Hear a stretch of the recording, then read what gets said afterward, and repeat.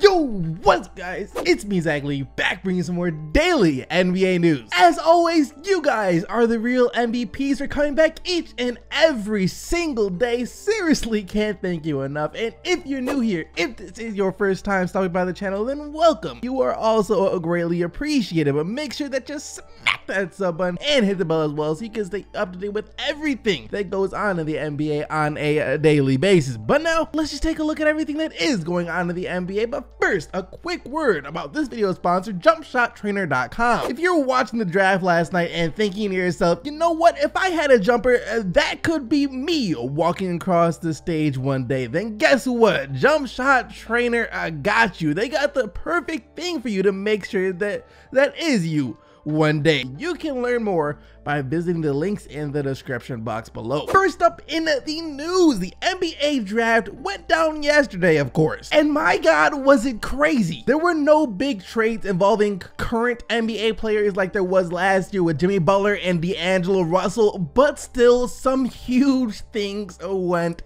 down. All right, so first off, in case you don't know the order of all the picks from last night, here they are. And there are some interesting ones. For example, yesterday we talked about the Hawks wanting to trade down to take Trae Young, and that's exactly what they did. They traded with the Dallas Mavericks, so the Mavs wound up with Luka Doncic, which is something that I don't think anyone saw coming. And Dirk Nowitzki welcomed him with open arms on Twitter. And Rudy Gobert said that this was a great move for the Mavs and that we don't understand how great Luka really is. So there was that. But then for some other notable stories from the draft, there was the Philadelphia 76ers trading Mikal Bridges, who they took with the 10th overall pick and whose mom actually works for the Sixers organization. So they drafted him. It was a great fit. He was living in Philly. You know, his mom lives and works in Philly. Everyone thought it was gonna be great, and then bang, he gets traded to the Phoenix Suns for Zary Smith and the rights to Miami's 2021 first-round draft picks. That one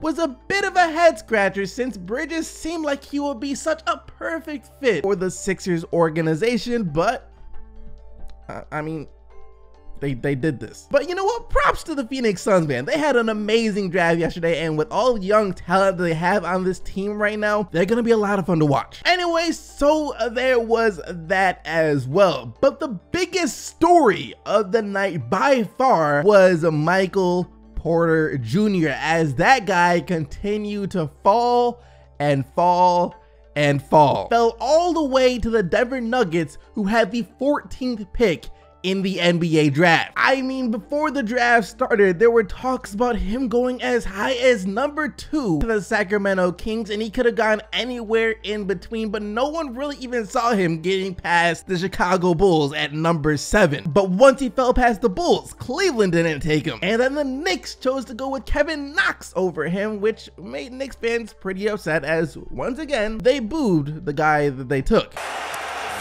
Oh no!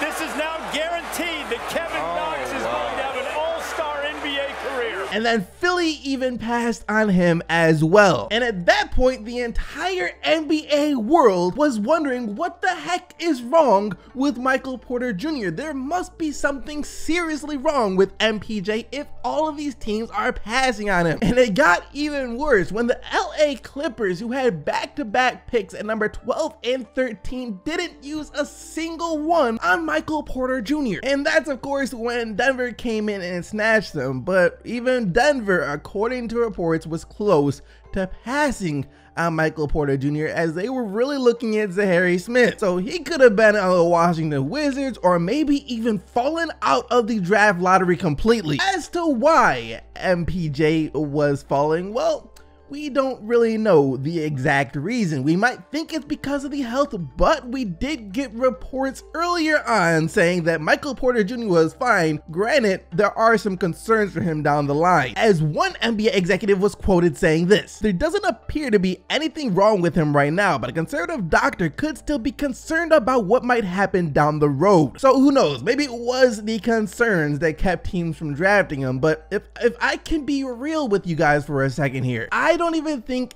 that was the reason for Michael Porter Jr. falling as low as he did. I think the reason he fell so low is because the Chicago Bulls didn't take him with the 7th pick in the draft. Since before the draft, it was widely assumed that if he was still on the board by the time Chicago was going to get to make their pick, that he'd be going to the Chicago Bulls. Cleveland wasn't expecting him to be there. New York wasn't expecting him to be there. The Sixers weren't expecting him to be there. Charlotte and the Clippers sure as heck were not expecting Michael Porter Jr. to still be there. So by the time the Chicago Bulls passed to Michael Porter Jr., the Cleveland Cavaliers were on the clock. And when they saw Michael Porter Jr. on the draft, they were like, hold up.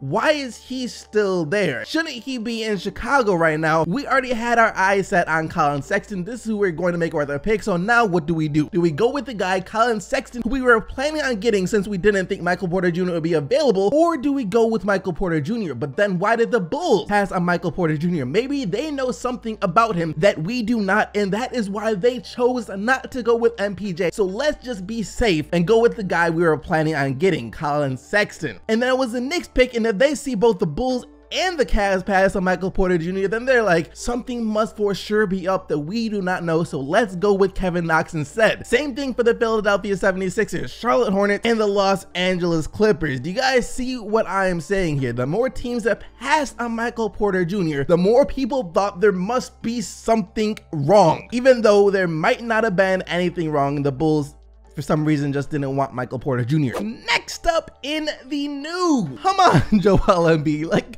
come on, you can't let the rookie have his moment. I enjoy trash talking, I really do, and I love Joel Embiid because he is a relentless trash talker even off the court. But did you have to start with DeAndre Ayton right after he was taken with the #1 pick in the draft? Like, you couldn't let him enjoy his night without taking shots at him on Twitter. That is right. Joel Embiid took a shot at DeAndre Ayton almost immediately after he was drafted, as he said this: "Don't compare Ayton to me either. I play defense." Bruh, this man do not care. Joel Embiid will show up and roast you at your own funeral just because. And Draymond Green was digging Embiid's dig at Ayton as he responded on Twitter by saying that he got the crown, to which Embiid channeled his inner LeBron James by saying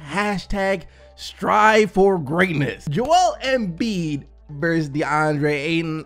I can't wait for the first showdown. In other news, I guess the Sacramento Kings front office just can't help but to make a fool of themselves. They once again had to make themselves the laughingstock of the entire basketball world yesterday. I'm not gonna say they did bad by picking Marvin Bagley #2 overall. There's no way to know that until we see Marvin Bagley's career pan out. So, you know, we can't hold any judgments about that stuff right now. And the Sacramento Kings could be a pretty entertaining team to watch next year with the Aaron Fox, Marvin Bagley, plus a couple of the other young players that they already have. That being said, Kings front office just can't keep their mouth shut, can they? Take a listen to what Vlade Divac said yesterday after the Kings picked Marvin Bagley. My team is a super team, just young.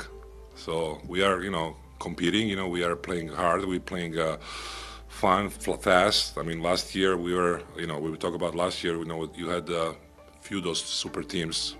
We beat them, you know, twice, I believe. So we just have to learn and be better every day, every year. You know what? We beat a couple of the good teams twice in the regular season last year. We beat 2 good teams last year. That means we're an up-and-coming super team in the NBA. I'm so sorry, Kings fans, that you gotta deal with this. I feel bad for y'all. For our next story of the day, well, Luka Doncic's mom made her debut onto the national stage yesterday. You know, most people saw her for the first time yesterday. That includes some NBA players seeing Luka Doncic's mom for the first time yesterday, and that includes Andre Iguodala. And when Andre Iguodala saw Luka Doncic's mom, he was like, you know what, let me shoot my shot. I might have to pay her a special visit when I go down to Dallas. As Iggy tweeted out, "Mom's decent," once again in response to seeing Luka Doncic's mom. I can only imagine if guys like Kevin Garnett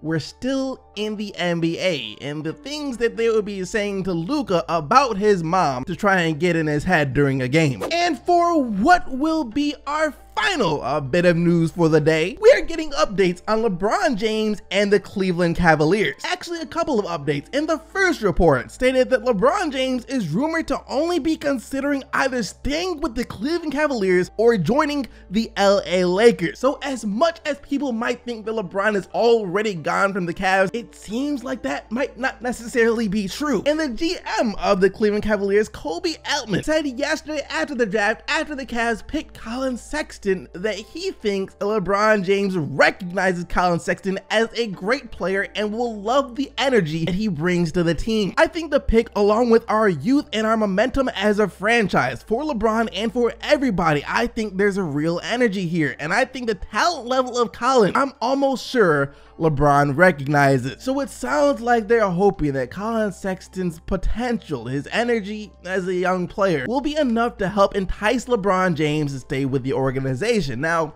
we'll just have to see about that. We'll know in a couple of weeks. Anyways, now it is time for today's question of the day. What did you guys think about the draft yesterday? Were you disappointed by anything? What surprised you the most? Let me know all of that down in the comment section below. But that is gonna do it for today's video. Hope you guys enjoyed. If you did, be sure to smack that like button and subscribe to the channel so you don't miss out on more daily NBA news. Thank you once again for watching. I'll see all of you right back here tomorrow. But until then, keep getting the buckets, Team NTC, and I am out of here. Peace.